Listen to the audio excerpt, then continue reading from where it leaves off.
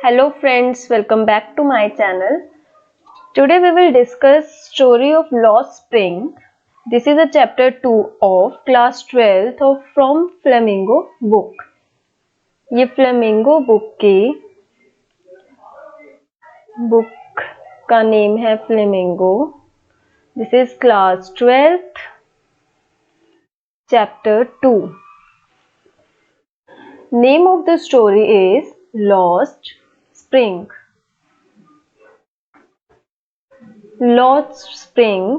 इस स्टोरी में किसकी बात हो रही है? This is a story of stolen childhood, कि कैसे रिस्पॉन्सिबिलिटी से या इकोनॉमिक प्रॉब्लम से कैसे अपना जो चाइल्डहुड है बच्चे वो नहीं जी पाते अच्छे से और उनका जो चाइल्डहुड है वो उनसे छीन जाता है. Stolen childhood. इसमें हम 2 कैरेक्टर्स की बात करेंगे. 2 स्टोरीज हैं इसमें अलग अलग. एक साहिब के बारे में और एक है मुकेश. साहिब जो है वो गार्बेज में से कुछ उनको फाउंड होता था, मिलता था, तो उनसे वो कभी कभी तो उनको गार्बेज से कुछ पैसे भी मिल जाते थे, जैसे 1 रुपी कॉइन, कभी कभी तो 10 रुपीज का नोट भी उनको मिल जाता था गार्बेज से. तो वो क्या करते थे, इसको एक एडवेंचर की तरह लेते थे. साहिब एक छोटा बच्चा है, ठीक है, बहुत ज्यादा गरीब है और उसकी फैमिली भी बहुत ज्यादा गरीब है. वो स्कूल तो पढ़ने नहीं जा सकते, तो वो क्या करते हैं कि गार्बेज से उनका मतलब जो काम था वो गार्बेज से चलता था. तो पेरेंट उनके लिए वो गार्बेज क्या था? एज अ गोल्ड मतलब साहिब या साहिब जैसे बच्चों के लिए अगर वो गार्बेज में से उनको कुछ मिलता है तो वो उनके लिए ट्रेजर हंट की तरह था, कि वो ट्रेजर हंट की तरह उनको देख रहे हैं कि हाँ आज मुझे ये मिल गया, ये मिल गया. एंड उनके पेरेंट्स के लिए भी वो गोल्ड की तरह था, कि क्योंकि उनकी जो रोजी रोटी थी वो उससे ही चलती थी. तो इसलिए तो हम क्या कह सकते हैं कि जो गार्बेज था उनकी रोजी रोटी का कारण था, इसलिए उनको वो गोल्ड लगता था, कि गार्बेज एज अ गोल्ड वो कहते थे उसको. तो जो ऑथर है इस स्टोरी की, जो ऑथर है उनका नेम है एनीस जंग. अब वो उस बच्चे से पूछ रही है साहिब से कि भाई तुम्हारे पैरों में चप्पल नहीं है, शूज नहीं है. तो वो कहता है कि हम ऐसे ही हैं, हमें शुरू से ही हमने शूज नहीं पहने और हमें शूज की जरूरत भी नहीं है. मतलब मेन उनका ये नहीं था कि उनको पता था कि वो शूज नहीं खरीद सकते, उनके पास इतनी मनी नहीं थी, बट फिर भी वो उनको ऑथर को क्या बोलते हैं कि हम ऐसे ही अपना करते हैं गुजारा, या मतलब अगर हम शूज पहनेंगे तो हम अच्छे नहीं लगेंगे. उनके मन में ऐसे माइंड में उनके थिंकिंग बना दी थी. ओके. तो अब साहिब थोड़े कुछ टाइम बाद ऑथर जब साहिब के पास जाती है, जब उसका चाइल्डहुड निकल जाता है, तब वो एक शॉप पे, टी स्टॉल पे काम कर रहा होता है, चाय का सर्व करने का. टी स्टॉल पे चाय सर्व करने का काम करना शुरू कर देते हैं. मतलब साहिब ने अब क्या करना शुरू कर दिया, 800 रुपये उसको पेमेंट आती थी मंथली, तो उसने देखा कि हाँ इससे मेरी रोजी रोटी चल रही है, तो बस ठीक है, इनफ, मुझे और कुछ करने की जरूरत नहीं है. तो साहिब ने वहां पे गिव अप कर दिया अपनी लाइफ से, कि हाँ ठीक है, इट्स ओके.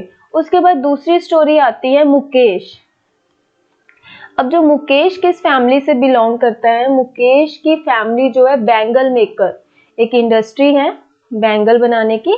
तो उस इंडस्ट्री में कुछ फैमिलीज हैं जो वहां पे बैंगल्स बनाती हैं.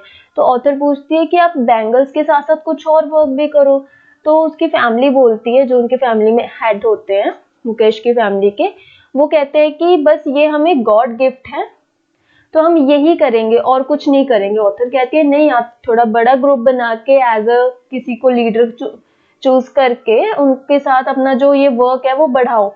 वो कहता है नहीं, हमने यही बैंगल मेकर का काम कर करके ये घर बनाया है. तो ऑथर सोचते हैं कि इनके लिए कितनी बड़ी बात होगी, कितने गर्व से कह रहे हैं कि हमने ये घर बनाया है और इसी काम से उनकी जो 2 वक्त की रोटी रोजी है वो चलती है. ऑथर ने देखा कि वहां पे जहाँ पे वो बैंगल बना रहे हैं वहां पे बहुत ज्यादा अंधेरा है, और मतलब थोड़ी एज के बाद उनको ऐसे स्पेक्स या स्पेक्टिकल्स लग सकती हैं, लगी भी हुई थी, जो वहां पे बुजुर्ग थे या ओल्ड मैन थे उनको स्पेक्टिकल्स लगी भी हुई थी। तो वो कहते हैं कि तुम थोड़ा इससे हटो, तक ये तो तुम्हें और मतलब आईज पे भी इफेक्ट पड़ रहा है। तो वो कहते हैं नहीं, ये गॉड गिफ्ट है तो हम इसी में करेंगे। तो वहां पे मतलब इतना अंधेरा था कि उनकी जो आईज का जो देखने का एक सेंस होता है वो वे या कह सकते हैं कि उनकी आईज उस लाइट के अकॉर्डिंग ढल चुकी थी, ऐसे बोल सकते हैं। तो उसी घर में मुकेश है। मुकेश से जब वो ऑथर बात करती है तो मुकेश बोलता है कि नहीं, मैं तो एक कार मैकेनिक बनूंगा या मोटर मैकेनिक बनूंगा और मुझे एक कार भी चलानी है। तो ऑथर कहती है कि मुकेश ने गिव अप नहीं किया। इतनी फैमिलीज के साथ साथ वो काम तो कर रहा है बैंगन मेकर का, बट वो कहता क्या है कि मैं एक मोटर मैकेनिक बनूंगा। अब लास्ट में इसमें एक चीज देखने को या पूछते हैं कि जो साहिब और उसमें क्या फर्क था, ऑथर मुकेश एंड साहिब में क्या था फर्क था। तो दोनों की इकोनॉमिक जो सिस्टम, आर्थिक हालत थी वो दोनों की सेम ही थी। पैसे तो दोनों के, बस वो इसलिए इतना कमा लेते थे कि उनकी जो 2 वक्त की रोटी है वो चल सके। तो क्या फर्क था कि जो साहिब है उसने कर दिया था गिव अप, कि हाँ ठीक है, एक स्टॉल में उसको जॉब मिल गई और वो 800 रुपए महीना कमा रहा है और उसको सेटिस्फाई है, this is he is satisfy for this. Okay, and Mukesh ने गिव अप नहीं किया। उसने क्या देखा कि मोटर मैकेनिक उसको बनना था, इसके बावजूद भी कि उसकी फैमिली उसको बोलती थी कि ये हमारे लिए गॉड गिफ्ट है और हम यही पीढ़ियों पीढ़ी चलाते आ रहे हैं और आगे भी ऐसे ही चलता रहना चाहिए। तो बट नहीं, वो कहता नहीं, मैं तो मोटर मैकेनिक ही बनूंगा। तो इस स्टोरी में क्या देखने को मिला कि गरीबी की वजह से बच्चों से उनका चाइल्डहुड, जब उन्होंने खेलने कूदने की उनकी उम्र है या पढ़ने लिखने की, तो वो सब ऐसे एक पैसे की वजह से उनसे निकल जाता है हाथ से। तो इसलिए स्टोरी का नाम है लोस्ट स्प्रिंग। आई होप कि आपको स्टोरी अच्छी लगी हो। Thank you very much. Next video में हम इसके वोकेबलरी या कुछ डिफिकल्ट वर्ड हैं जो उनको डिस्कस करेंगे। उसका लिंक मैं डिस्क्रिप्शन बॉक्स में दे दूंगी। Okay, thank you very much.